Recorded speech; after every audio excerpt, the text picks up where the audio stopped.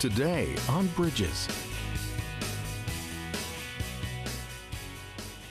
Welcome to Bridges. I'm Monica Schmelter. I am so glad that you could join us. My guest today has not been with us for quite a while. It's Mark Cabaniss. Mark, good to have you back. Great to be back, Monica. Thanks so much for inviting me. Well, I'm so glad to have you, and I can't wait to hear about this book, Confessions of a Shameless Name Dropper. Adventures in the Music Business. I'd love to hear about that. What made you write this book, Mark? Well, again, thanks for having me, Monica. And this year is actually my 25th year in the music business. Of course, we were talking before we went on the air here about how we got started at the age of 7, That's both right. of us. Very young, and very so young. I was 7 at the time. And now 25 years later, exactly. here we both it's are. The magic of TV and Yes. the music business.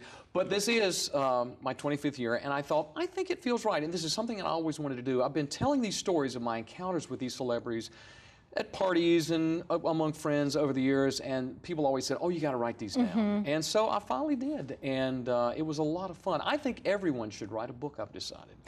Because it was a great experience. It takes, you got to stay with it, but I think everyone should do it. It was a really fun experience. Because we all have stories. Exactly. Of just the weird things, funny things that happen to us throughout the year. And I'm sure when you were 7, when you got started 25 years ago in the music business, you weren't thinking that you would develop this collection of stories, or were you? No, I really wasn't.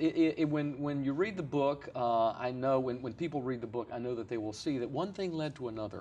I think that's how our lives often play out. One thing leads to another. And so I just, through my work in the music business and some broadcasting, I met all of these celebrities and just had a lot of fun with them. Yeah. Well, take us inside the book a little bit. Tell us a story or share something with us from it. Well, I talk about people like Andy Griffith, Dick Clark, Bob Barker, and a whole lot more, Shirley Jones. And, what I thought we could do today is play Stump the Monika. The last time I was here, we played Stump the Monika, where we had Christmas carols, and we've done that 2 or 3 times. And I lost big time. Every time we did it. Every time we did this show, I could not guess the names of the songs. People in the studio were holding up signs, Silver Bells, and I'm like, oh, Silver Bells. So we're going to play Stump the Monika again? Well, we're going to play Stump the Monika again because Rachel, the producer, we were talking about this, thought it might be good to bring back Stump the Monika. So what we have decided to do is play a theme song from one of the shows which the celebrity I got to know and work with is connected with, and then you will guess the show of the theme song. So I think there's no pressure. There's no pressure here at all in the studio, so I want you to pull for me because what I'm going to do is try to guess these theme songs. So right now, we're going to all hear together theme song number 1. And I'm going to see if I can guess it. So this is from a show. This is from a show. I think you'll know it. I think you'll know it. And I certainly the audience will too. Theme song number 1. I do. Price is Right. Very good. Very good. I like this. I like this Stump the Monika. That's such an iconic theme song. People hear that, and I got to work with Bob Barker. There's a radio program where I serve as a correspondent called Hollywood 360. And Hollywood 360 is kind of a vintage, it's a show that talks about a lot of vintage radio programs and television programs and things like that. Okay. And so as a correspondent for Hollywood 360, I got to meet Bob Barker in his home in Los Angeles. In his house? Like in his house. His house, like where he lives? Exactly. A beautiful house right there in Hollywood. And so I interviewed Bob for Hollywood 360, and really a super nice man, and still in great physical shape. Looked like he'd just come off the tennis courts. Wow. And but we had a lot of fun. He told me about The Price is Right, that Mark Goodson, who created that show, came to Bob. Bob was hosting Truth or Consequences at the time, and so Bob was very well known for Truth or Consequences, and so Mark Goodson came to Bob and said, I really want you to host this new show. Now, Price is Right had been on the radio, and then there had been an early television version back in, I want to say, the 60s. Oh, I didn't know that. Okay. Absolutely. And then when the show started on CBS in 1972, they called it for the first year the new Price is Right. Okay. And Bob was the host, but Mark Goodson had only 4 games when he first approached Bob and said, here are the games, because they really kind of enhanced what had been on. It really wasn't the same format that it was in the 60s that Mark Goodson created for CBS in 72. And he had just 4 games, took those to Bob. Bob said, I think we really have something here. And Bob told me, he said, you know, little did we know that the thing would go on and go on and on. He hosted it for over 35 years. You know, I just can't imagine hosting a game show for 35 years, and people watched it, and not only did people watch it, they love it. And even when I listen to that theme song, I can feel the feeling of just the excitement of that show coming on and hearing, come on down. Absolutely, absolutely. And the producer of the show now I got to know quite well, and he actually set it up when I was there to interview Bob for me to see the show being taped and to spin the wheel and that whole thing. You got to spin the wheel? I got to spin the wheel. Oh, I would love to spin the wheel. I got a 75. Something. I got a 75. Yes. Okay. And so, hey, it could have sent me to the showcase, Monica.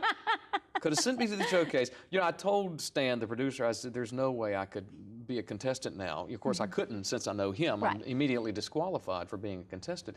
But when I was 20, probably I could have bounced around on TV like you've been put in a blender, you know. Yeah, and all that excitement and all that enthusiasm. I have to ask you, when you were going over to his house to interview him, were you nervous? You know, I maybe a little bit now that you mention it. I think probably what made me nervous, I tell this story in the book, this is the very first chapter in the book, is that I got caught up in a LA traffic jam, and I was afraid I was going to be late. That's really what was on my mind as I was approaching interviewing. I was thinking, gosh, I hope I'm on time. And so fortunately, I think since it worked out and I was right on time, I relaxed and enjoyed myself. But he couldn't have been nicer and more fun. Really? So he was like he seems on the show? Very much so. Very much so. What you see is what you get. He is a very genuine person, and I'll tell this and then we'll move on to the next theme song. I sent him a thank you note and a few things and a little gift as a thank you. He sent me several thank you notes back and a personal, you know, stationery thing. Wow. Just a real class act. That is a He class really act. is. That a is nice, handwritten, very nice man. That is wonderful. All right, so if I'm understanding you, Stump the Monica. That's right. We're going to go to theme song number 2, and all of you poll for me that I can guess this. Theme song number 2.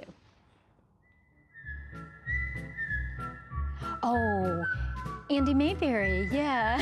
Very good. The Andy Griffith Show. Yes. Exactly. Ding, ding, ding, ding, ding. That's I got it. Two okay, for two. so we're Monica's not 2 for stumping 2. me today. Exactly, not yet at least. I love Mayberry, Well, Andy Griffith. you know, millions love Mayberry and Andy Griffith. And what happened there, which I go into great detail in the book, is, you know, I met Andy through a mutual friend who was, Andy did a recording of gospel hymns, of hymns. Oh, I didn't know that. Which he sang. It won a Grammy Award and sold over 1 million copies. See, Can this you is imagine? why we can stump the Monica, because that's I right. didn't know he did. Well, yeah. Well, a lot of people didn't know he did it, but it won a Grammy Award, sold over 1 million copies. And here's Andy Griffith singing hymns. He actually has a pretty darn good voice. Wow. And so, but I did the matching songbook, the printed version of that, and so that's what I worked with Andy on. He told me some great stories about his show. And now Andy himself is not, by his own admission, is not really Andy Taylor. He's more kind of akin to Ben Matlock, the character he played on Matlock. Oh, okay. Personally, in his real life, but still very gracious, and it was very nice to tell me stories. Sometimes people who had such massive hits back then don't want to necessarily talk about them or revisit them, but he said that was the Andy Griffith Show was the 8 happiest years of his life. Wow. Absolutely. And he told me a great story which I loved about Don Knotts. Said that there's a scene which probably most of your viewers remember, and we do too, I'm sure, is when Barney is deputizing some of the civilians, Otis and some of the others. Yeah. Remember that scene? Andy told me that they had to shoot that thing something like 12 times because Don Knotts was so funny in his performance that the actors just kept breaking up time and time again. You know, when he kind of up and down. Men, there are two kinds of lawmen, the quick and the dead. and so, I mean, they could not keep a straight face, so they finally got it down. But those were wonderful, happy years of his life. He talked about Ron Howard and Don Knotts and how much he loved them very much. Of course, Andy passed away. I guess it's been a year or two now, but what a legacy he left behind. Yeah, and I think even when I heard you say, you know, Andy Griffith in 8 years and 8 happy years, it seems like so many more because I still watch the repeats now. You're right. And I don't know anybody that doesn't love that show and that time period. And I know that I always wish, Mark, that I had an Aunt Bee. Well, there you go. Yeah. And I talk about his relationship with Frances Bavier, who played Aunt Bee, which is an interesting story in the book. And also you talk about that time period exactly. Andy said that even though the show premiered on CBS in the 1960s, it really felt like it was in the 30s when it was set. Yeah. I mean, a real simpler time. And the show did well not only in rural areas in ratings, but also in urban areas, which it goes to show you, I think, that most people long for that simpler life. Yeah, because I think, you know, when I was watching that show, as a kid, you know, I was in the inner city of Detroit, and I was watching that and thinking, oh, I wish I had an Aunt Bee to make me pancakes. Exactly. You know, she was always just so good to Opie. Exactly, Just the whole thing, you know, you could just see yourself living in that house and in that time where everybody seemed to want and support good. And even the criminals, they were good to them. Yeah, you're right.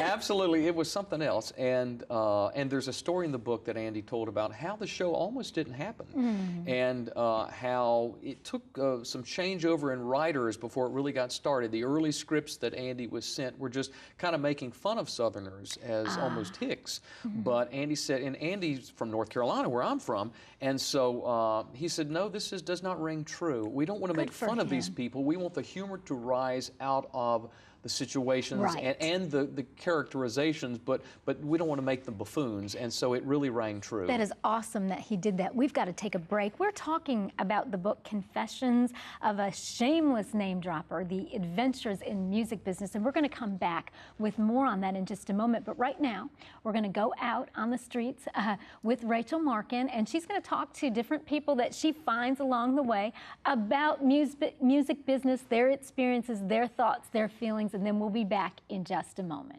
Nashville is a city known for music, so come join us as we talk to all different types of people about their experiences in this city. People move here to be in the music business. So yeah, I mean, I actually wanted to be in the music business, you know, but I can't do country. It was definitely a good place to make music, I suppose. It's no surprise that a place where record labels and studios are on every bend and where the streets have been named after musicians is home to both music and amazing stories of God's grace. I just moved up from a Tahoe to a 15-passenger van, which was a big deal for me. I know it's not a tour bus, but it was a big deal. Country music singer Bryn Black, who says she's been through days where she struggled to make ends meet, has relied heavily on her faith to get her through hard times. My boyfriend 4 years ago came into my life and just saw something in me and was the first person to really see myself as greater than I did, and really taught me like that self-confidence, and it was great. And he actually passed away last year, which was awful. My faith was all I had left, and it really just, I had no plans after that. I was like, you know, God, this is up to you. I'm done trying. I can't, you know, I don't have the capability to make anything happen for myself right now. Like, I can't. I mean, that last summer, like, professionally was great, and I would get calls for gigs just out of the blue, and he was like, oh, here, play the Ryman. Okay.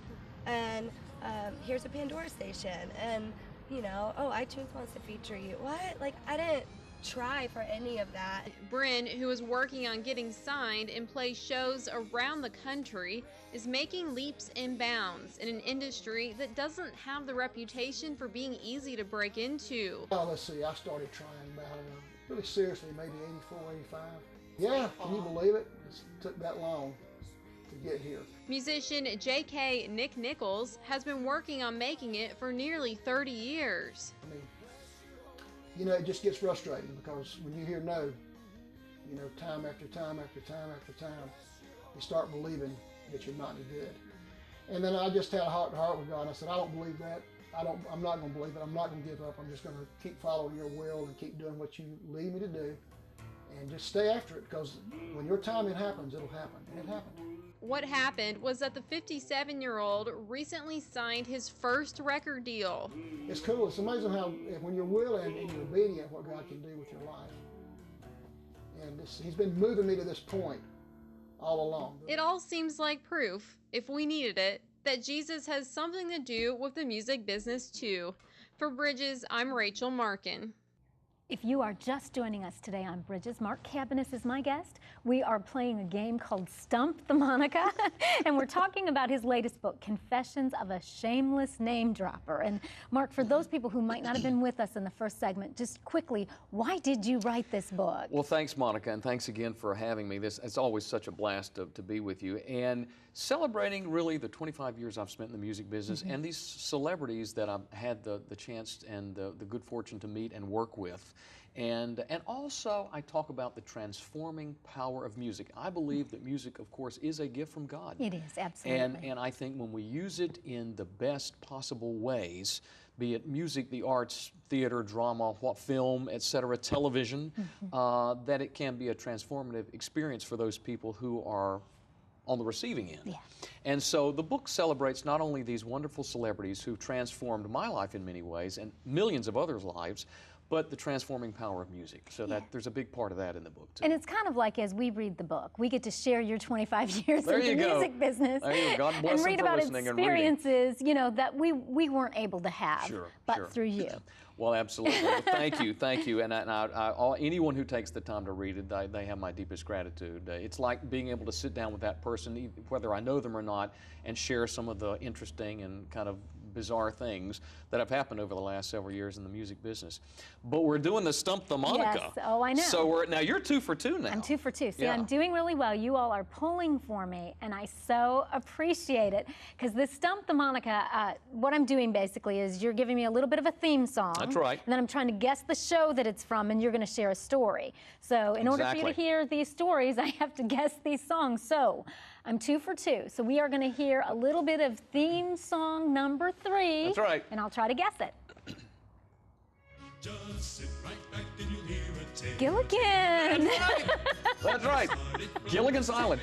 I love Gilligan's Island. Isn't it great? It's great. I mean, just a great show. And I got to meet Sherwood Schwartz, who created that show, and he also created the Brady Bunch. Wow. 2 iconic kind of pop culture Absolutely. shows that are still running, you know, here and there on cable. And They're still alive. They're still alive, Yeah. and they've never really gone off the air. Like 40-something years later, and so but Sherwood Schwartz created those shows, and Gilligan's Island almost did not get to the air either. Really? Absolutely not, because the people, Sherwood envisioned the show as a social microcosm, and that means the 7 castaways he chose, and we heard on the news just recently, you know, that Russell Johnson, the professor, just passed away. Oh, I didn't know that. Yes, very sad, but so there are only 2 castaways remaining, Ginger and Mary Ann, who are still living, but Sherwood picked different people of society, the skipper, kind of the blue collar, and Gilligan, and then the professor being the brains, and then and the skipper was a little bit of the brawn as well, and then Ginger, the glamorous, you know, movie star, and Mary Ann, kind of the farming working class girl, the Howells, you know, the millionaire, the upper class, you know, and so his idea was, by putting these different segments of society together on a desert island, can they get along together? Wow. And if they can get along, then maybe everyone else in the world can get along. So that was one of the things, kind of the underlying goals he had for the show. But the people at the network just didn't quite get what he was trying to do, and then it really was a very difficult trek to get it to television. It tested very poorly with the audiences, but then when they aired it, CBS finally agreed to put it on the air after Sherwood recut the pilot and everything and re-edited it, and he actually wrote the theme song with a gentleman named George Weil, and so it got on the air, and it was a smash hit. Was it an instant hit, like the minute we saw it? It really was. It really was, and it always did very well, and it did so well that CBS was able to move it around in different time slots because whenever they needed a boost in the ratings in a certain area, they would put Gilligan's Island in. Now, the interesting thing also that Sherwood told me, and that is in the book, it was canceled after 3 seasons, not because of low ratings. It was canceled because William Paley, the founder of CBS, did not want Gunsmoke canceled. Gunsmoke, some of your viewers will remember. I remember Gunsmoke. Gunsmoke was, of course, a Western with James Arness, a very, very popular show, but its ratings had dropped a little bit. And they were, the programming chiefs at CBS had pulled Gunsmoke out of the lineup for that fall season, that upcoming fall season. And Mr. Paley said, no, my wife and I love Gunsmoke, and it is not going off the schedule. And so they said, well, Mr. Paley, it's an hour-long show, Gunsmoke. If we put Gunsmoke back in the schedule for this fall, that means we've got to pull out 2 half-hour shows. We've got to pull out Gilligan's Island and something else. And Bill Paley said, do it. And so even though Gilligan's Island was still enjoying very good ratings in its 3rd season, it was canceled because of Gunsmoke. And see, I don't even remember that happening. That's a lot of power. Yeah, it really I watched was. Gunsmoke, too bad for you. That's right. So how did it come back? Well, it never did. I mean, the only way it came back was through some specials, because Sherwood Schwartz eventually produced some specials where the castaways got rescued and those kind of things. It came back as an animated series and those kind of things. So, but syndication is really how it came back too, and that's really where I come in, and my generation, our generation comes in, is that it was in syndication, and it was kind of an after-school staple. Absolutely. On local television. And they would something run it. that I looked forward to. Me You know, too. coming home from school and watch Gilligan's Island. That's right, that's right. And it became very popular, obviously, with children, because it was just a good, clean show with a lot of fun and slapstick. And Sherwood often said he thought the duo of the Skipper and Gilligan was right up there with Laurel and Hardy, and Absolutely. some of those slapstick kind of duos and everything. And I think he's right. Yeah, they were hilarious. You know, the whole team of them. Yes. It was funny just to watch and experience with Well them. cast and well written, Absolutely. and also done right there on CBS Studio Center, that lot. And I got to go to Gilligan's Island. I got to go to the lagoon, which is now a parking lot. Is it really? Yeah, the water's all gone, but it's still there, and they call it Gilligan's Island Way, the street that runs right there at Studio Center. So in it's forever CBS. commemorated. It's forever commemorated there at CBS. So, you think that I can do theme song I think so. number Are we 4? on number 4 now? Stump the Monica. Yeah, that's right. Yeah, so this is the next or story. Maybe it's number 5 now. But well, No, here comes it's another number one. 4. I think, okay. Yeah, yeah. Okay, I've very gotten good. 3 correctly so far, so Okay. I know that you all just continue to pull for me, because right now it's theme song number 4. Number 4, here we go. Oh, I loved this show. Partridge Family. That's it. I love the whole family. I love this whole family. I loved watching this show. Yeah, absolutely. The Partridge Family was actually based on a real-life family. I bet you didn't know that. No, I didn't. It was based on a real-life family called the Cowsills. And the Cowsills were a singing group, a singing family, and ABC TV had started the Monkees, and they were looking for something else along those lines, for in that they wanted a show that had music in it. And so one of the producers had heard about this family called the Cowsills, and so the Cowsills, they actually considered using those actual people in the show, but none of them were actors. And so they said, well, let's just cast actors, but none of the actors they cast were necessarily singers except Shirley Jones, whom I got to meet and work with, and that's why I talk about the Partridge Family in the book. What was she like? Shirley is just delightful. She's really, I think of Shirley as a down-to-earth girl from Pennsylvania is who she really is. Now, she's very, of course, don't get me wrong, she's very sophisticated, very urbane, and extremely talented, and got incredible stories to tell. But I think at her heart, she's just so down-to-earth and just very real. I mean, what you see is what you get. Could not be more gracious and talented. And she told me a wonderful story, which of course is in the book, about how she got her start. She was going to be a veterinarian. And I never knew that. she was going to be a vet. That was what she wanted to do. And so she auditioned for a Broadway show just on a lark. And long story short, which is in the book, as I say, She got cast in a Broadway musical, and that led to her being cast in the film Oklahoma as Laurie, which led to more and more and more. And she did the Partridge Family because she'd been traveling all over the world to do films, and she now by then had a family, and she wanted to be more at home with her family. And she knew they would shoot the show in Los Angeles, which they did.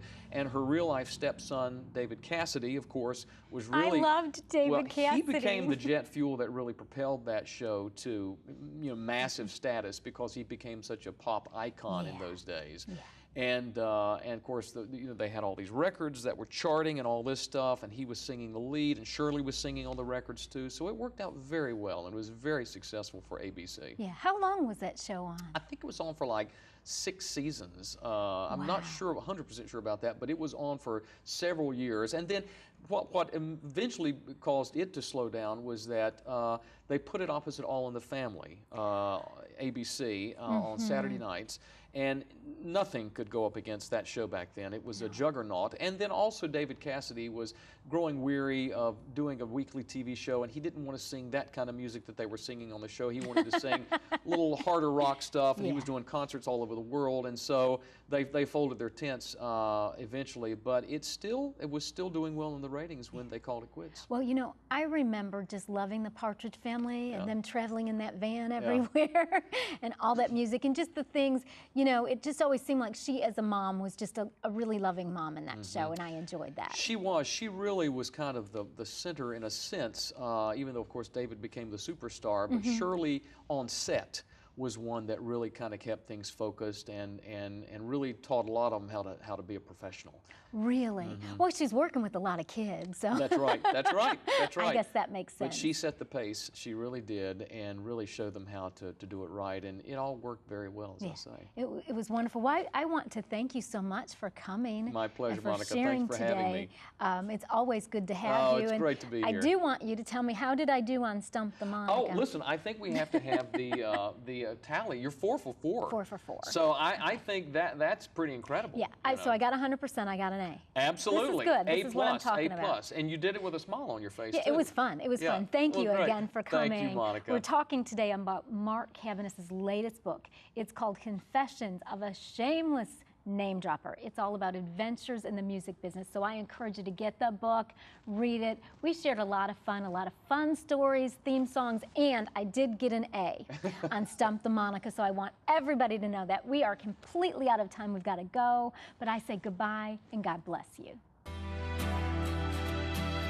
For more information on a guest, visit our website, ctntv.org.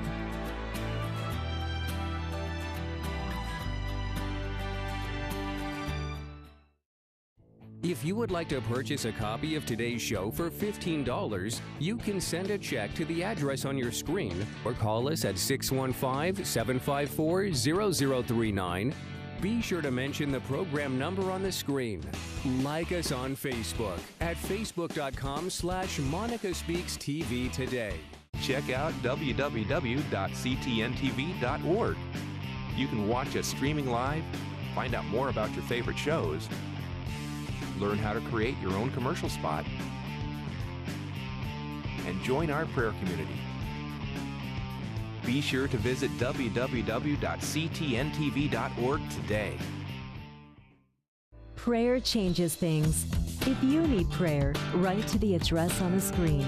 Call 615-754-0039 or email prayer@ctntv.org.